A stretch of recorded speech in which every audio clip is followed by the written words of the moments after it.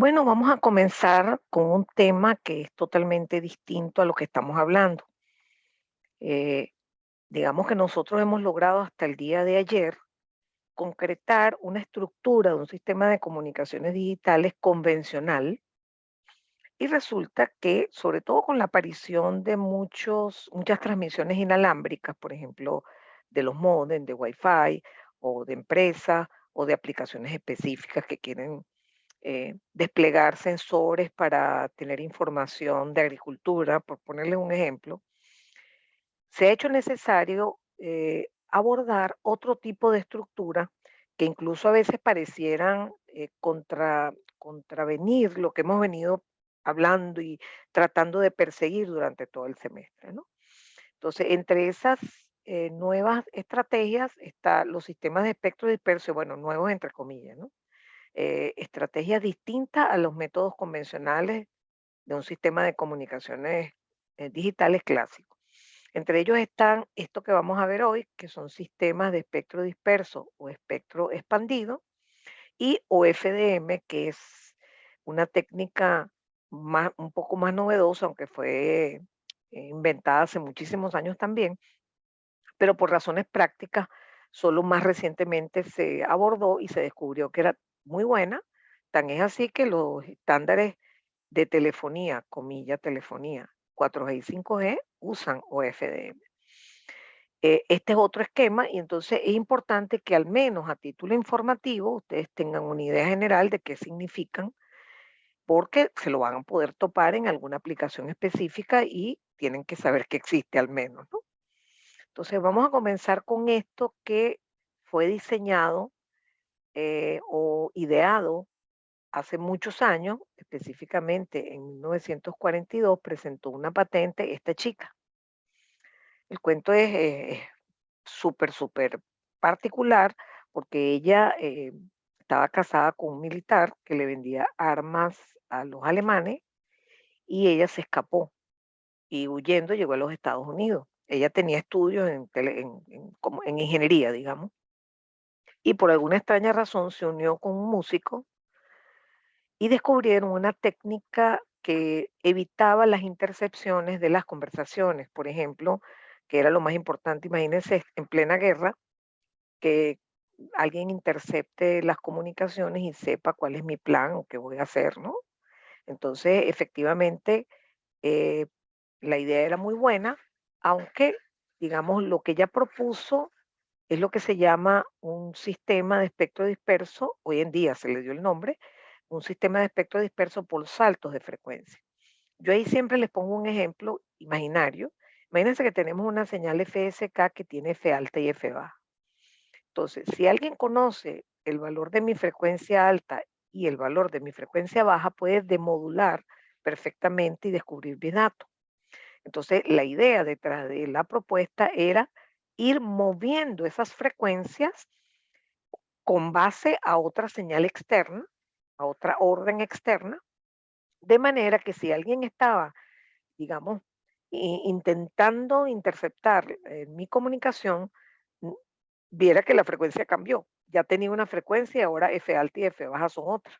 Entonces, por supuesto, eso tenía o tiene, sigue teniendo un efecto enorme en el ancho de banda. Entonces, eso parecía así como medio loco, pero resulta que, digamos, posteriormente se descubrió que esa técnica no solamente que se podía usar para combatir las interferencias deseadas o no deseadas en una comunicación, o intencionales o no, sino que además se podía usar para compartir canales, ¿no? Como es el caso de CDMA, en donde se le asigna a un usuario, eso es eh, principio de 3G, o sea, es más o menos similar, un poquito posterior a GSM, todavía se usa, aunque cada vez en menos países, ¿no? Y es una técnica en donde en vez de asignarme yo estoy con mi celular, en vez de asignarme otra frecuencia u otro slot de tiempo, me asignan otro código. Entonces estoy sobre la misma banda de frecuencia, pero utilizando un código diferente y eso se logra a través de una técnica de espectro disperso. Otros sistemas que usan DSSS es, por ejemplo, el sistema de GPS. Otro sistema de localización, que es un sistema europeo que se llama Galileo y que puede tener compatibilidad con el GPS para muchísimos estándares de transmisión inalámbrico, ya en la próxima lámina van a ver, para Bluetooth. Imagínense que en Bluetooth usted está en su casa y quiere prender el televisor, apagar la nevera, eh, es decir, interactuar con diferentes dispositivos y no quiere que se interfieran, porque imagínense que haya una contraorden en un momento determinado. Y por supuesto, en todo lo que son redes inalámbricas de espectro disperso tiene mucho uso. Entonces es una cosa no despreciable. ¿Ok? Aquí, por ejemplo, que esto es una lámina vieja, la agregué de hecho anoche, donde se observa, para que observen efectivamente cómo compiten, estos se llaman estándares de transmisiones inalámbricas y esto se llama tecnología de radiofrecuencia. Y fíjense que aparecen de SSS, que es una de las técnicas, de hecho, la que vamos a estudiar con más profundidad, que es Direct Sequence Spread Spectrum, Frequency Hopping Spread Spectrum, que es ese salto de frecuencia para evitar la interferencia, y aparece también OFDM. Entonces, estos son números de estandarizaciones para redes inalámbricas, algunas de ellas Wi-Fi, por ejemplo. Por ejemplo, en Wi-Fi se usan algunas 802.11a, B, N, que es la más moderna, etcétera, etcétera. Entonces, fíjense que no estamos hablando de cosas que nadie usa, ¿no? Vamos a comenzar explicando una generalidad de lo que es espectro disperso. Espectro disperso hay muchas formas de lograrlo, bien sea dispersando por saltos de frecuencia, dispersando porque estamos cambiando el espacio de tiempo que usa cada usuario y eso también genera un cambio en la dispersión del ancho de banda. Y la tercera, que es la que vamos a ver, que es Direct Sequence Spread Spectrum, donde yo tengo una data BDT que la voy a dispersar con otra data CDT que es más rápida y para lograr el propósito que quiero. Entonces, básicamente, ¿cómo sé yo cuando un sistema es de espectro disperso? Primero, cuando el ancho de banda de la señal transmitida es mucho mayor que el ancho de banda de la señal original, y aquí cabría FM, pero la segunda condición que no la cumple FM es que el ancho de banda, ese grandote, está determinado por una función o señal externa a mi propia data, y eso no lo cumple FM. FM tiene gran dispersión del ancho de banda por culpa de la misma señal. Ahí está el beta, etcétera, etcétera, que ustedes estudiaron. Entonces, vamos a enfocarnos en el esquema de SSS, que es tan sencillo como lo que les voy a explicar. Imagínense que yo tengo unos datos binarios que llamo BDT y que los codifico con no retorno a cero polar. Por lo tanto, su DEP es así. En general es P de bit sin cuadrado de ft bit, pero aquí la potencia es 1, estoy asumiendo que esto es 1 y menos 1, estos valores. ¿Ok? Resulta que yo multiplico esa secuencia por otra más rápida, que va a tener unas características muy particulares, eso sí, que va a lograr que la data de salida sea más rápida que la data de entrada, que los datos propiamente dicho. Con lo cual, adivinen, el ancho de banda va a crecer. Aquí puse un ejemplo, eso lo hice en MATLAB y escogí valores un poquito chimbos porque escogí que fbit vale 1, entonces este es su DEP, escogí que fchip, que así se va a llamar el inverso del tiempo más corto en esta secuencia, esta es la secuencia rápida, a esto se le va a llamar un chip, entonces al inverso de ese tiempo se le va a llamar fchip, la vamos a abreviar f sub c, ¿ok? Y también está codificada en no retorno a cero polar y su dep también es un sin cuadrado, pero que corta en 5, porque ese fue el valor que yo escogí para hacer mi ejercicio en MATLAB, pues para hacerles esta gráfica, ¿no? Ok, resulta que cuando usted multiplica en tiempo estas dos secuencias, bueno, usted sabe que se convolucionan, etcétera, pero como esto tiende a parecerse una delta en frecuencia comparada con la otra, que es gordota, entonces básicamente lo que va a ocurrir es que se va a recrear esta. De hecho, fíjense que en MATLAB yo multipliqué BDT por CDT y le saqué la FFT y me dio la curva roja. Fíjense que es prácticamente idéntica a la verde, corta en F chip y en menos F chip. ¿Ok?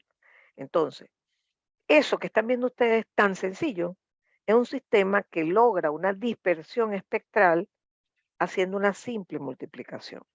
Ahora bien, un comentario anecdótico, nunca se multiplica. Es decir, las multiplicaciones desde que yo estudiaba son elementos, los multiplicadores analógicos son elementos muy costosos, ¿ok? Y se evitan en la medida de lo posible. Entonces, en este caso, para evitar esto que está aquí, lo que se hace es operar a B y C digitalmente. O sea, por ejemplo, esto es una cadena de 1 y de 0 y esta también. Entonces se hace un XOR con esas dos ráfagas de bits, ¿ok? Y a la ráfaga resultante se le codifica con no retorno a cero polar y ya. Eso es equivalente a multiplicar. Pero bueno, eso es transparente para nosotros. Para nosotros, de todo punto de vista práctico, digamos práctico para la clase, vamos a asumir que ese multiplicador sí existe. O sea que si tengo BDT por CDT, ¿verdad? Aquí tengo BDT por CDT y tiene una DEP que es más o menos igual a la de CDT, por la relación que tiene T-bit y T-chip. Este es T-bit y este es T-chip. Se suele determinar una relación entre F-chip y F-bit que puede estar entre 10 y 20 dB. Eso puesto en lineal es una relación entre 10 y 100. No, yo puse aquí 5, imagínense. O sea que este ejemplo, como dije, es chimbo, pero me sirve para ilustrarles la dispersión espectral. Entonces la idea es que fíjense que uno multiplica cuando los datos sean 1, multiplica la secuencia CDT y fíjense que queda igualita, por supuesto. Y cuando corresponde un cero lógico, BDT vale menos 1 y simplemente cada dato se invierte. Esto es 1 menos 1. Pero si usted mira esta secuencia, la verdad es que usted la ve igualita a esta, es decir, igualita en el sentido, ahí se ven unos bits que están cambiando y veo un ancho que es igual aquí que aquí. Ah, no, no, esas dos señales son igualitas. O sea, por eso es que uno efectivamente hace el modelo de la DEP de BDT por CDT y lo aproxima a la DEP de CDT. ¿Ok? Es como que si esto fuera una delta en frecuencia, como les dije. ¿Ok? Bueno, así tan sencillo es el sistema de espectro disperso. Ahora, ok, una vez que tengo BDT por CDT, ¿cómo sería el receptor? Bueno, lo primero, como todo receptor que se respete, hay que tener un filtro que me deje pasar la información más importante de la señal, que es la información espectral más importante de BDT por CDT, que ya sabemos que es un sin cuadrado que corta en F-chip.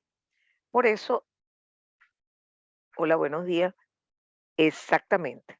Rafael está preguntando si esta secuencia sería pseudo aleatoria, y es correcto, eso lo vamos a discutir en un rato, porque fíjense cuál es la situación. Déjenme, ya que me hizo esa pregunta, vamos a aprovechar de hablar de esto. Si esta secuencia fuera determinística, cualquier persona la puede descubrir. Entonces, lo ideal es que fuera aleatoria, full aleatoria. Pero es que, bueno, si es aleatoria, ni siquiera el propio dueño del sistema la podría saber en el receptor. Entonces no sirve. Y por eso se hacen unas secuencias de pseudo ruido. Estas dos siglas es pseudo noise, porque en realidad son periódicas, pero pseudo aleatorias. Y eso lo vamos a estudiar con mucho cuidado. Entonces, como decía, todo sistema que se respete tiene un filtro pasa abajo, ¿verdad? Que va a dejar pasar este lóbulo principal, nada más, de BDT por CDT. Y luego procedo a multiplicar BDT por CDT por CDT. Y miren lo que pasa. BDT por CDT por CDT es igual a BDT. ¿Por qué? Porque este producto, cuando CDT vale 1, es 1 por 1. Cuando CDT es menos 1, es menos 1 por menos 1. O sea, también es 1. De tal manera que la forma de recuperar la data BDT es simplemente multiplicando por la secuencia CDT. O sea que obvio que en el receptor la tengo que conocer. ¿Ok? Y a pesar de que aquí no haría falta, porque en este punto ya yo tendría BDT, en realidad eso va a estar sucio por algo que se meta en el canal. Entonces tengo que obligatoriamente poner un filtro final que me deje pasar la DEP de BDT, que sabemos que es esta DEP azul. Por lo tanto, con un filtro pasa abajo de ancho de banda F-bit sería suficiente. Entonces, ese sería simplemente mi receptor. realmente se dan cuenta que el sistema es muy sencillo, el sistema completo, pero realmente quien me da dolores de cabeza es la secuencia CDT. Y por eso es que de ella vamos a hablar con mucho cuidado. Ya les explicaba que la idea es que no puede ser aleatoria porque no la conocería ni siquiera el dueño del sistema, absurdo. Tampoco puede ser determinística porque cualquiera la descubre. Entonces lo que se hace, se inventó es utilizar secuencias periódicas, pero oigan bien, que dentro de cada periodo se comportaran como ruido blanco. ¿Cómo es el ruido blanco? El ruido blanco tiene una densidad espectral plana entre menos infinito e infinito y la autocorrelación es la antitransformada de eso, es una delta en el origen. ¿Ok? Y eso es lo que vamos a hacer. Vamos a tratar de que dentro de cada periodo las secuencias generadas parezcan ruido blanco. ¿Por qué? Porque eso le va a dar un carácter de aleatoriedad que va a complicarle la vida a la persona que quiera pinchar mi sistema para descubrir CDT. ¿Ok? Entonces, bueno, con eso en mente, vamos a presentarle cuáles son las características que tiene que tener una secuencia PN para que parezca ruido blanco. La primera es muy sencilla, lo que se llama el balance de la secuencia. Es decir, en esa secuencia voy a tener unos y ceros lógicos, que después los voy a codificar en no retorno a cero polar más menos uno. Por lo pronto, imagínense que la secuencia tiene un periodo de 5, ok, se repite igualita cada 5. Bueno, dentro de esos 5 bits, la diferencia entre el número de unos y el número de ceros va a ser una unidad. Es decir, a lo mejor hay 3 unos y 2 ceros, o 3 ceros y 2 unos. Eso es lo que se llama el balance de la secuencia. Luego, el balance en las cadenas es algo que tengo que lo piensen con una secuencia mucho más larga. Supongan que tengo sopo 200 bits. El periodo dura 800 bits. Entonces yo dentro de esa cantidad de unos y ceros empiezo a descubrir lo que se llaman cadenas de unos y cadenas de cero. Cadenas son sucesiones de elementos idénticos. Por ejemplo, 3 unos es una cadena de unos, 4 ceros es una cadena de ceros, un uno es una cadena de uno, un cero es una cadena de cero. Solo que son cadenas de un elemento. Bueno, se tiene que cumplir que el número de cadenas de unos y el número de cadenas de ceros deben ser iguales. ¿Ok? Eso por un lado. Hay 10 cadenas, 5 uno, 5 son de 1 y 5 son de 0. Pero además, la mitad de esas cadenas tienen que ser de longitud 1. ¿Ok? Ejemplo, déjenme poner un ejemplo par. Tengo 8, la mitad son de longitud 1, pero de esa mitad, la mitad es de unos y la mitad es de 0. O sea, son cadenas de un 1 y cadenas de un 0. Luego, la cuarta parte son cadenas de longitud 2, la octava parte son cadenas de longitud 3 y así sucesivamente.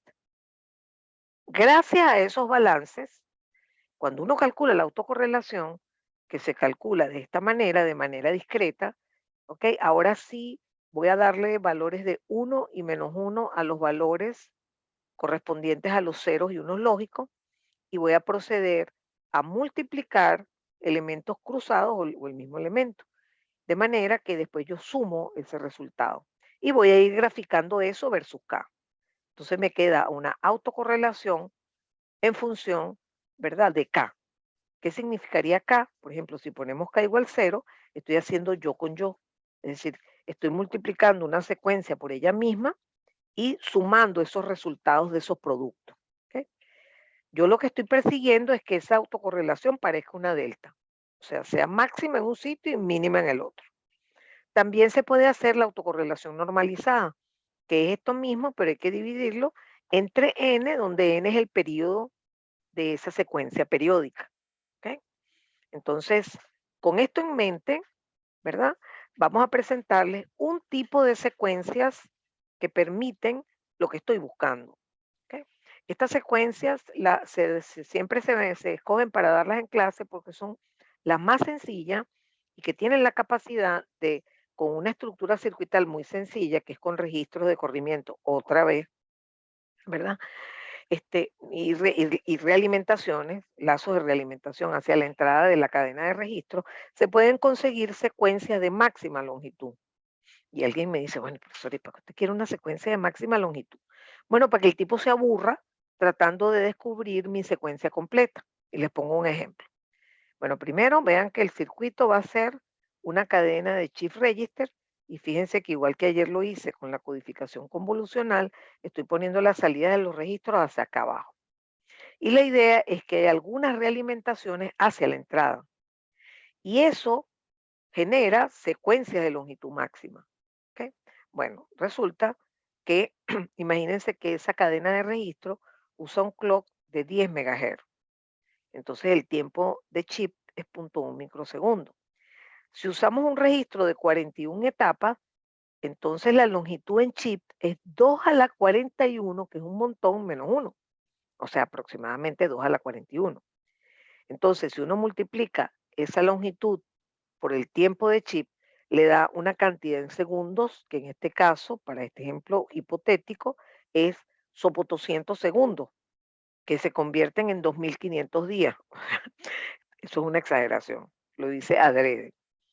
O sea, quiero como exagerar la importancia de que la longitud sea máxima. La longitud debe ser máxima, quiere decir, el periodo debe ser lo más grande posible, para que la persona le cueste muchísimo volver a encontrar el inicio de mi próxima secuencia. Le cuento que eso lo hace la gente que quiere pinchar haciendo autocorrelación, porque cuando consigue que la autocorrelación es máxima, consiguió lo que quería, ¿no? Consiguió, por ejemplo, que ya empezó otra vez la misma secuencia periódica. Entonces necesitamos eso como medida de seguridad para que parezcan verdaderamente aleatorias, ¿ok? En la medida de lo posible. Este esquema, como le dije, es muy sencillo, tiene una cadena de registro de desplazamiento, sumadores en módulo 2 para variar, ya a eso venimos acostumbrados en esta parte del curso, y vamos a buscar a través de un ejemplo de comprender un poco más lo de las características de balance que deben tener estas secuencias.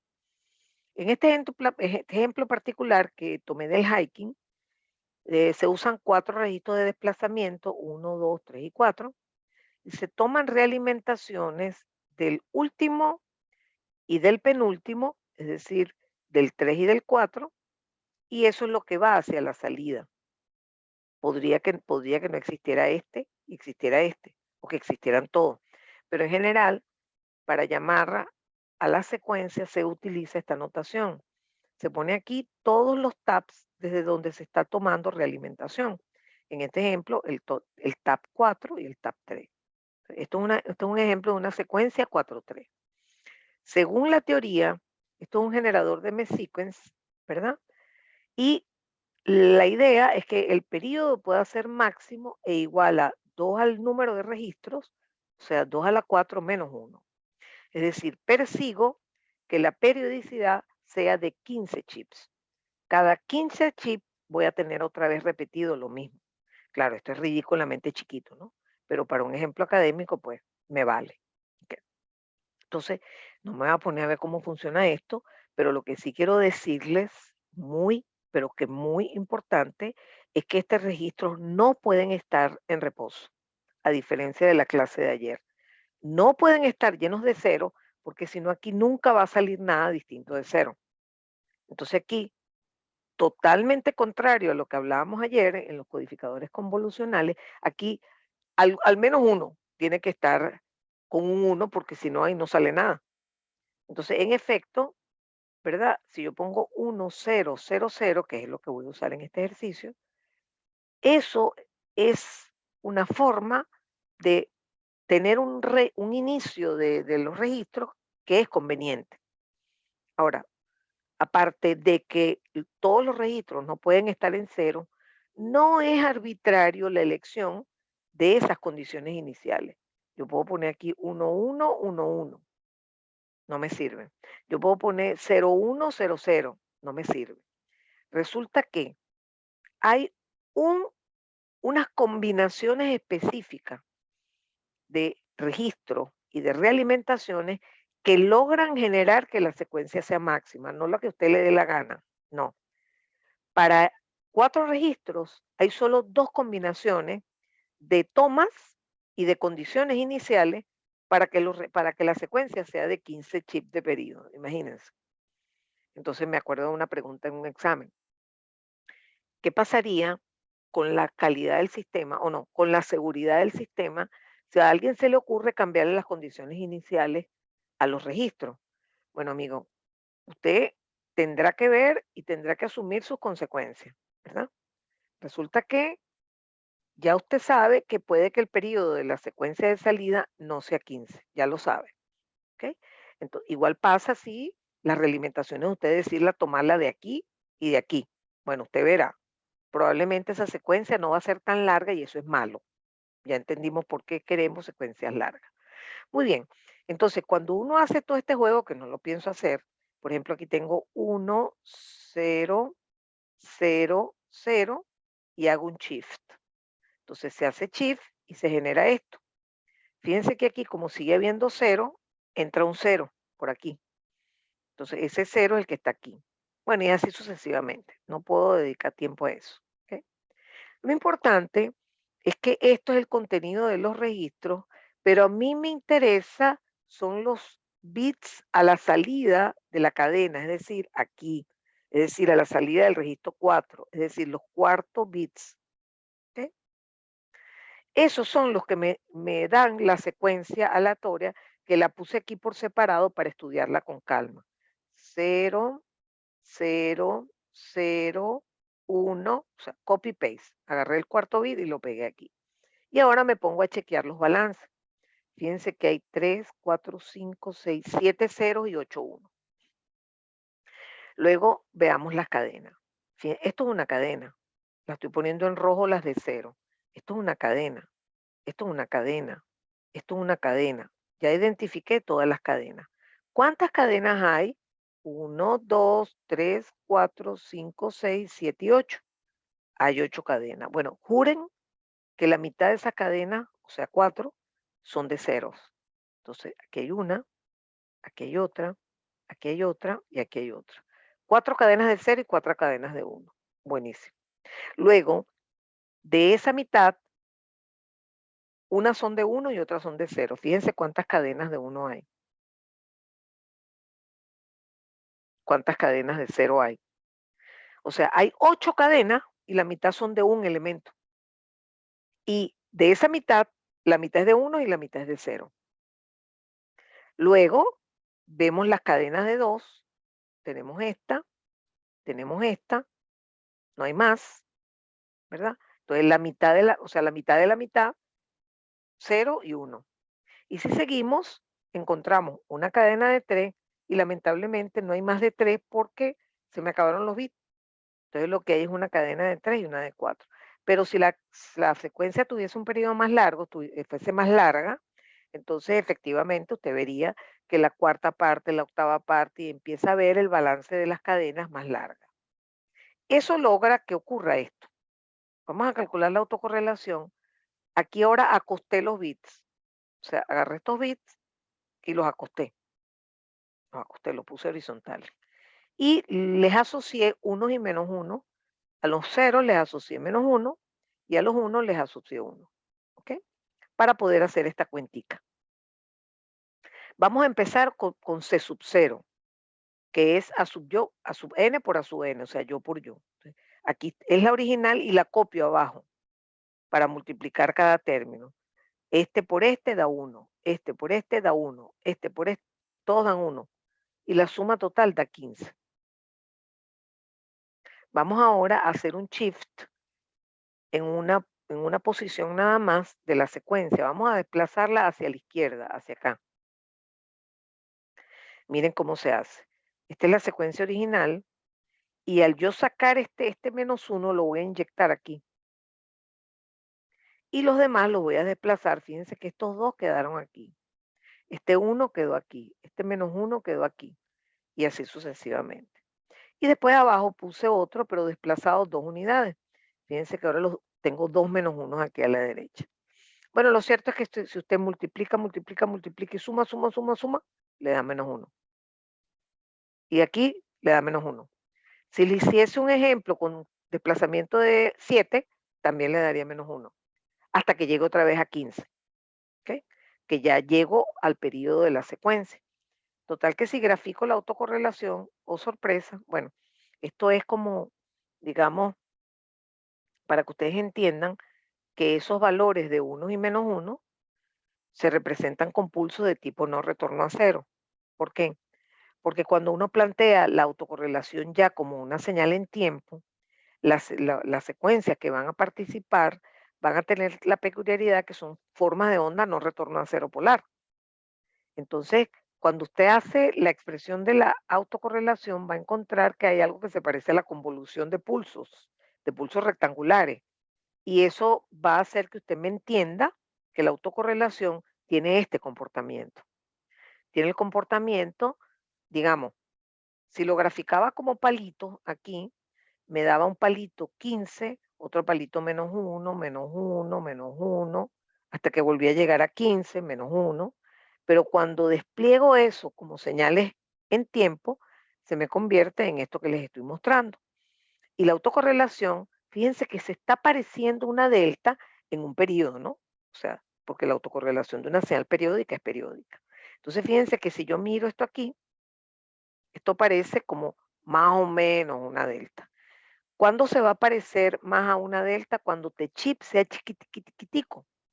Pero cuando tu chip sea chiquitico es porque ese chip es enorme y la dispersión de la secuencia es mucho más grande.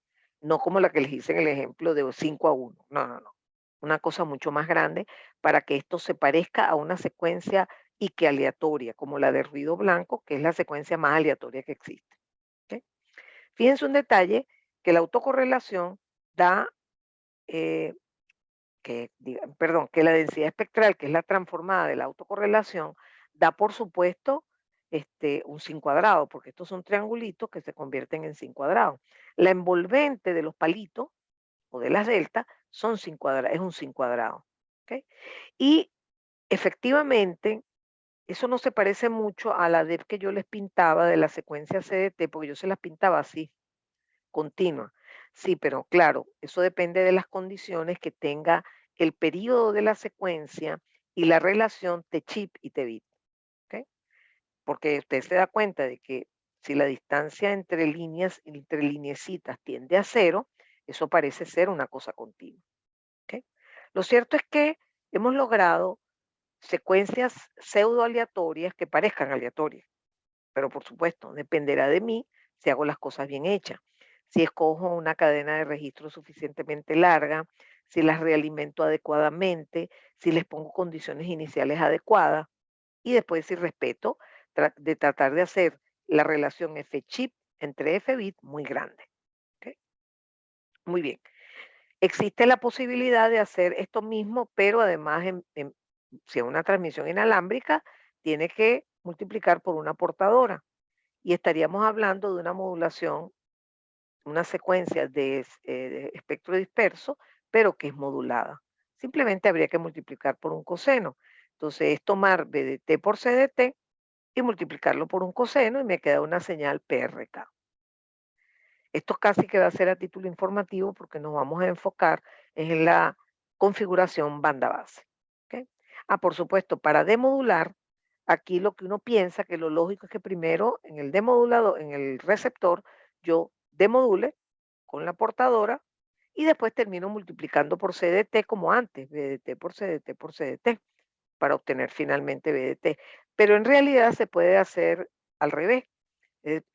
Aquí se puede multiplicar por CDT y luego se multiplica por la portadora. Porque fíjense que usted tendría BDT por CDT por coseno por CDT, le da BDT por coseno. Entonces tendría que simplemente demodular para tener también BDT aquí a la salida. ¿Ok? Entonces estos son esquemas de secuencia directa que son uno en banda base, que fue el primero que vimos, que es simplemente BDT por CDT, y otro que es una PRK, que es BDT por CDT por coseno. ¿Ok? Lo que vamos a hacer a continuación es caracterizar con el mayor detalle posible el comportamiento de los sistemas completos, por lo menos el banda base, que es el que vemos ahora, ¿no? Antes yo daba los dos, el banda base y el pasabanda, pero es que queda demasiado estrecho el tiempo y es mucha información para manejar. Entonces, con que tengan claridad de la caracterización de uno de los dos, ya van a poder trabajar con el otro sin mayor problema. Vamos a buscar definir dos parámetros nuevos. Uno llama la ganancia de procesamiento y el otro se llama